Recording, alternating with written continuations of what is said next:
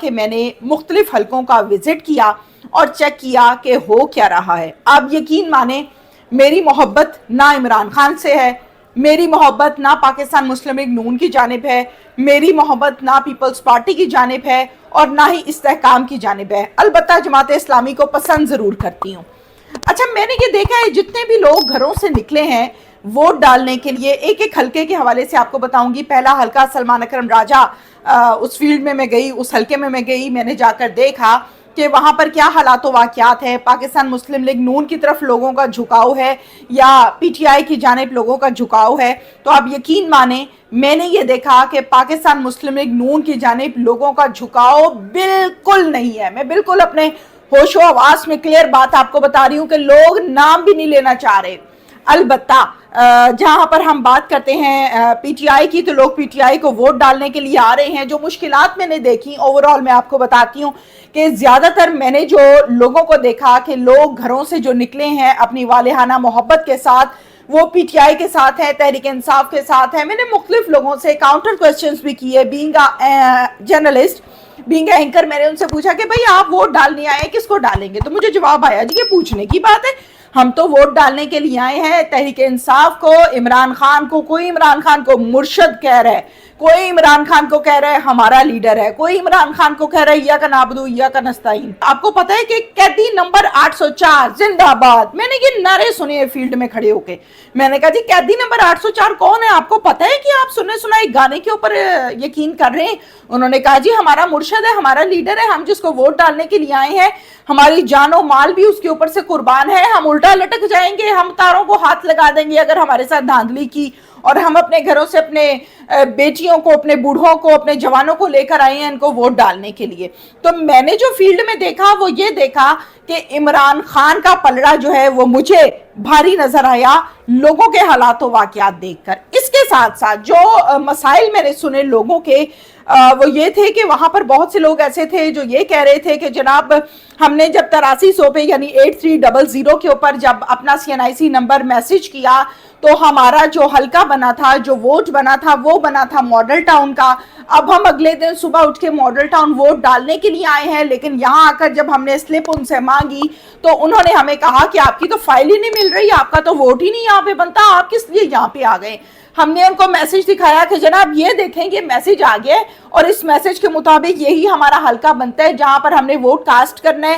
تو انہوں نے کہا نہیں جی آپ کا تو ماچھی پورے ووٹ بنا ہوا ہے، آپ ماچھی پورے چلے جائیں۔ میں ذرا ڈیٹیل کے ساتھ آپ کو بتاؤں کہ یہ کوئی ایک کیس نہیں ہوا، ایسے بے شمار کیسز ہوئے ہیں جس میں لوگوں کا ووٹ بنا کہیں پر، اگلے دن جب صبح اٹھ کر ووٹ ڈالنے کے لیے گئے تو متعلقہ جگہ سے، متعلقہ پولنگ بوتھ سے پتا چلا کہ آپ کا ووٹ یہاں پر نہیں ہے۔ کسی کو ماچھی پورا، کسی کو کانا کاچھا، کسی کو راوی، کسی کو کسی گاؤں میں انہوں نے پھینک دیا۔ جب میں نے فیملیز کے ساتھ انٹرویوز کیے تو فیملیز نے مجھے یہ بات بتائی کہ ہماری فیملی میں 7 لوگ ہیں۔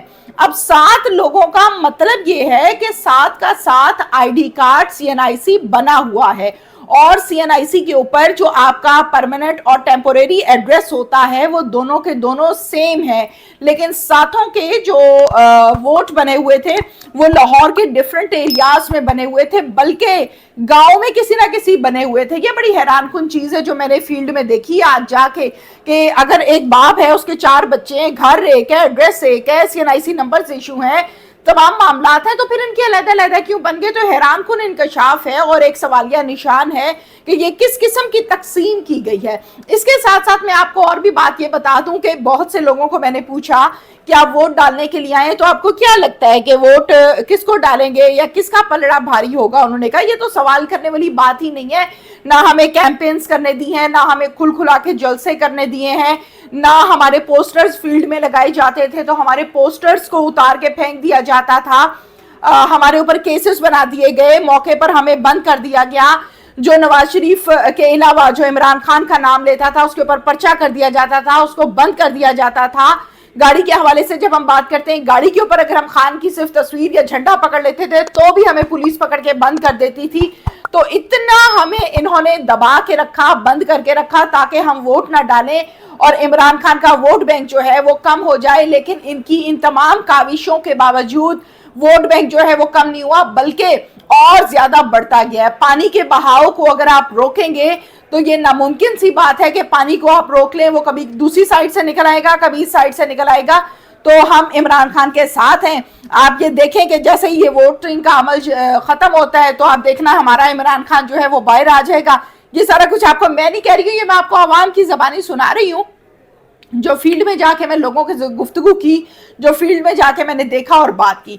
अच्छा, बहुत से लोगों से मैंने ये भी कहा कि आप लोग पटवारी कहते हैं पाकिस्तान मुस्लिम लीग नून के लोगों को, तो ऐसा कहना क्या दुरुस्त है? वो कहते हैं जी ये हमें यूथिया कहते हैं।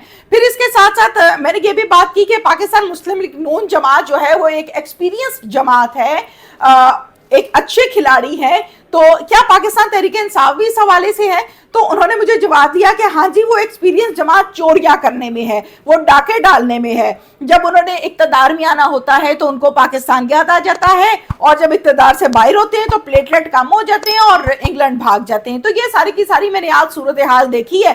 5 बजे तक पोलिंग का सिलसिला जो है वो आपको पता है कि जारी रहना था। सारा दिन फील्ड में रही, तो मैंने कहा कि जरूर जो फैक्ट्स एंड फिगर्स हैं वो आपके साथ शेयर किए जाएं ताकि आप लोगों को पता चले। आगे जो हालात वाक़यात होंगे वो भी आपको बताऊंगी। लेकिन एक खातून जिनका मैंने इंटरव्यू भी किया, आप मेरे सोशल मीडिया पेज पर भी देख सकते हैं, व्हील चेयर के ऊपर चल कर आई हैं। मतलब चल तो सकती ही नहीं थी, व्हील चेयर पर थी, टीचर थी। उन्होंने कहा कि मेरी दोनों टांगे काम नहीं करती, मेरे हाथ काम नहीं करते, मैं टीचिंग करती हूँ, अपने मुंह के जरिए बच्चों को लेक्चर देती हूँ। लेकिन आप यकीन करें इमरान खान के लिए ये भी कुर्बान है। तो एक वालेहाना मोहब्बत है। Thank you very much.